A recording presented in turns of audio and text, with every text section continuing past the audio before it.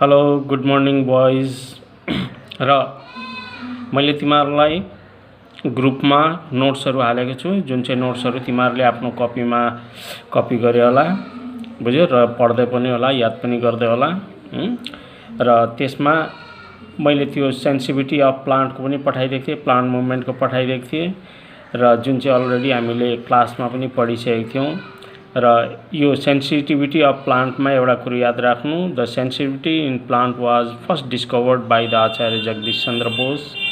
He also discovered the instrument that respond to the stimuli by the plant with his plant like Mimosa pudica and the desmodium.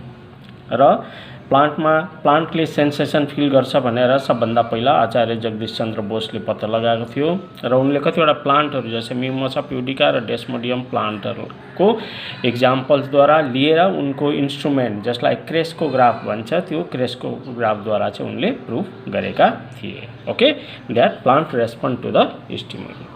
Okay, so now we move on to the plant movement. अब हामी plant मुभमेन्टमा पढ्छौँ.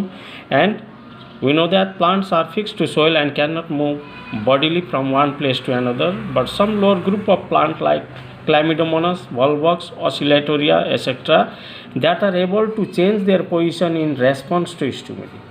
Okay, प्लान्टहरू एउटै जग्गामा fix हुन्छ तर तिनीहरूको जुन चाहिँ पार्ट्सहरू छ अर्ग्यानहरू छ त्यसले के गर्छ मुभमेन्ट सो गर्छ र पोजिसन चेन्ज गर्छ जुन चाहिँ अलरेडी हामीले यहाँनिर तिमीहरूको बुकमा पनि छ. तर कतिवटा लोअर ग्रुपको प्लान्टहरू जस्तै क्लामिडोमोनस, बल्बक्स र ओसिलेटोरिया जसले चाहिँ लोकोमोसन पनि सो गर्छ. लोकोमोसन भनेको वान प्लेसदेखि एनअदर प्लेसमा यसले पोजिसन चेन्ज गर्छ.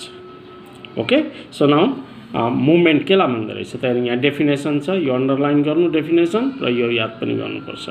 The process by which the living organisms remain fixed at a place but its parts or organ so change of position due to the influence of stimulus is known as movement. बुझ्यो. र जुन प्रोसेसद्वारा living अर्ग्यानिजमहरू एउटै जग्गामा fix भएर आफ्नो parts or organ चाहिँ के गर्छ चेन्ज गर्छ र त्यसको पोजिसन चेन्ज हुन्छ with the influence of stimuli, that is called the movement भनिन्छ. ओके, अब plant movement are of three types: tactic movement, tropic movement, and nastic movement. यसको नोट्स पनि मैले पठाइदिएको छु, तिमीहरूले कपी गरे होला. ओके, फर्स्ट अलिकति यसको विषयमा यो डिफ्रेन्ट टाइप्स अफ प्लान्ट मुभमेन्टको विषयमा हामीले अलिकति ब्रिफ म तिमीहरूलाई यहाँनिर डिस्क्रिप्सन गर्दैछु. र tactic movement, what is tactic movement and what are its different types? The movement induced by external stimuli like temperature, light, chemical, etc. are called the tactic movement. Okay, र जुन movement चाहिँ external stimuli जस्तै temperature, light, केमिकल्सद्वारा हुन्छ त्यसलाई tactic movement भनिन्छ. Tactic movements are of three different types. यहाँ तिमीहरूको बुकमा दिएको छैन तर तिमीहरूले लेखिराख्नु. Tactic movements are three different types. Phototactic दिएको छ एउटा, second one is thermotactic, third one is chemotactic. Okay, and the movement induced by the light is called the phototactic movement. Example देखो छ Chlamydomonas, Volvox and the algae. Okay, अब thermotactic, the movement induced by temperature is called the thermotactic movement. Okay, and the third one के भनेको थिएँ मैले chemotactic. The movement induced by the chemicals are known as the chemotactic movement. Okay, now tropic movement. This is the second type of plant movement. के रहेछ? When the direction of movement of plant organs bear a definite relation to the direction of stimulus, either towards or away from the stimulus, then the movement is termed as the tropic movement. बुझ्यो? यानी कि जुन चाहिँ प्लान्टको movement चाहिँ स्टिमुलसको डाइरेक्सनपट्टि हुन्छ, so गर्छ, त्यसलाई चाहिँ ट्रपिक मुभमेन्ट भनिन्छ. ओके, सो ट्रपिक मुभमेन्ट पनि थ्री टाइप्सको हुन्छ: phototropic, geotropic and hydrotropic movement. Phototropic movement के रहेछ? Movement of plant parts in response to light stimulus is called the phototropism. र जुन चाहिँ प्लान्टको मुभमेन्ट चाहिँ लाइटको स्टिमुलसको पट्टि हुन्छ that is called the phototropic movement. यहाँ डायग्राममा पनि तिमीहरूलाई देखाइदिएको छ उज्यालोपट्टि. बुझ्यो? यो प्लान्ट जुन चाहिँ छ कता बढ्दैछ, यसको मुभमेन्ट कता हुँदैछ? उज्यालोपट्टि, स्टिमुलस अफ लाइटपट्टि हुँदैछ. So this is the example of phototropic movement. Okay, यसको ठिक opposite root grows away from the direction of light, यानी कि रुट चाहिँ के गर्छ लाइटको अपोजिटमा ग्रो गर्छ, जमिन मुनि लाइट हुँदैन, so that is the negative phototropic भनिन्छ। र सुटले के गर्छ लाइटपट्टि गर्छ, यसलाई चाहिँ पोजिटिभली फोटोट्रपिक भनिन्छ। Okay, next is the geotropic movement or geotropism. The movement of curvature of plant grows when induced by force of gravity is called the geotropic movement or geotropism. र प्लान्टले जुन चाहिँ मुभमेन्ट चाहिँ फोर्स अफ ग्राभिटी पट्टि हुन्छ, प्लान्टको जुन चाहिँ movement that is called the geotropic movement or geotropism भनिन्छ। ओके, र देख्छ तिमीहरूले कुनै एउटा सिड जब जर्मिनेट हुन्छ, जर्मिनेट हुँदाखेरि त्यसको रेडिकल जुन चाहिँ छ बुझ्यो, त्यो रेडिकल र के थियो र सिड जब जर्मिनेट हुन्छ, जर्मिनेट हुँदाखेरि हामीले देख्छौँ प्लिम्युल र रेडिकल हुन्छ। प्लिम्युल चाहिँ के हुन्छ फोर्स अफ ग्राभिटीको एगेन्स्टपट्टि के गर्छ यो मुभ गर्छ, त्यो सुटमा कन्भर्ट हुन्छ। अनि जुन चाहिँ यहाँ रेडिकल छ, रेडिकल चाहिँ फोर्स अफ ग्राभिटीपट्टि के गर्छ मुभ गर्छ, बुझ्यो।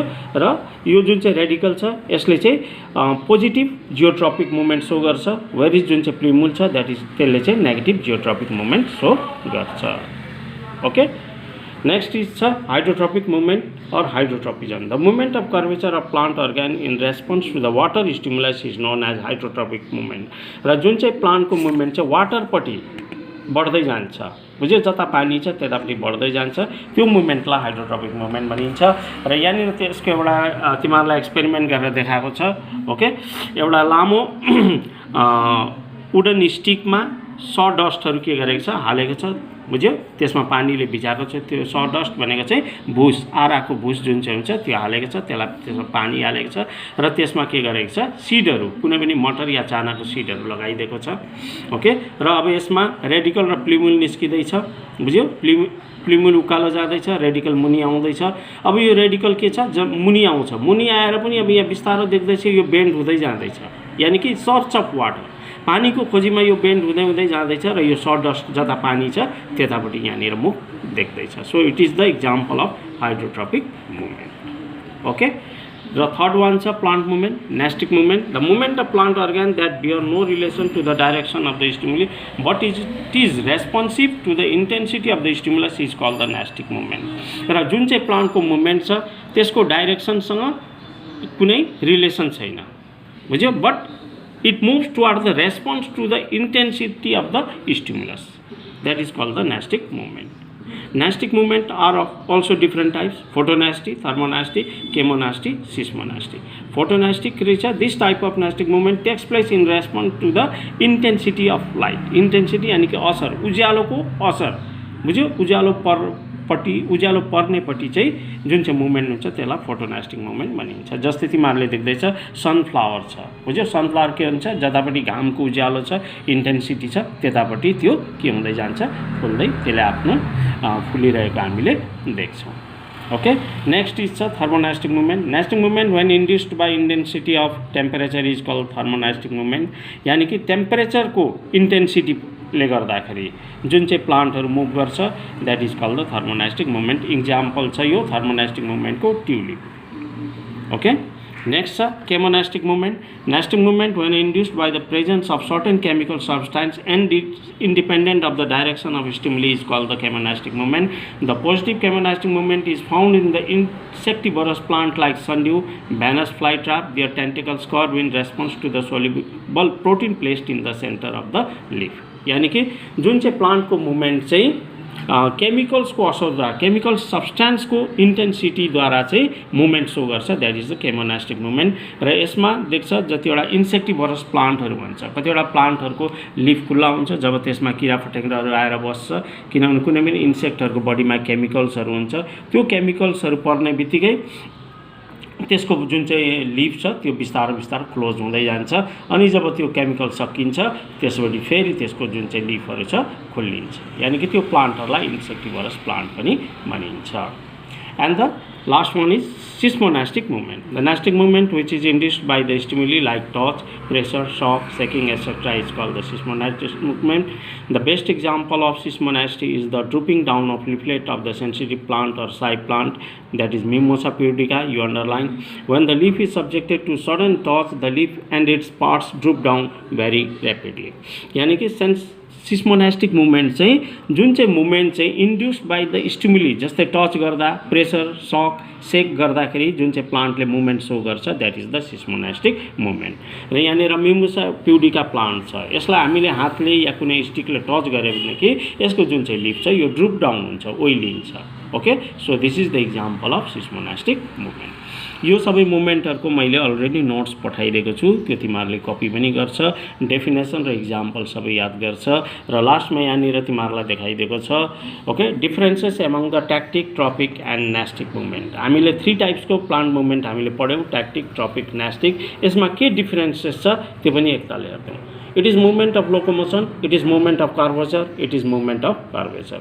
This type of movement bears no relation with growth. This type of movement is related to growth. This type of movement is related to turgor changes, sometimes accompanied by growth. Number 3, it involves changes of place of the whole body. Tactic, it does not involve change of place of the whole body, only plant organ change their place. It does not involve change of place of the whole body, movement is related to the structure of the organ. The movement bear little relation to the direction and intensity of stimulus. The movement bear relation to the direction of stimulus. The movement bear relation to the intensity of stimulus. And the fifth one is tactic movements are phototactic, thermotactic, chemotactic. Tropic are also phototropic, geotropic, hydrotropic. Nastic movements are photonasty, thermonasty, chemonasty, seismonasty. Okay, र यसको सँगसँगै हामीले plant movement हामीले यहीँ सक्छौँ, बुझ्यो। र next क्लासमा म तिमीहरूलाई हर्मोनको विषयमा फेरि बताउँछु। Okay, thank you.